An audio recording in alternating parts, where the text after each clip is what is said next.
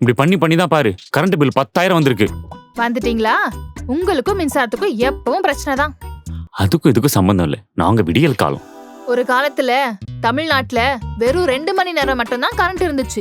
பொது தேர்வு எழுதுற பசங்க மெழுகுவத்தில படிச்ச காலம் தான் உங்க காலம்.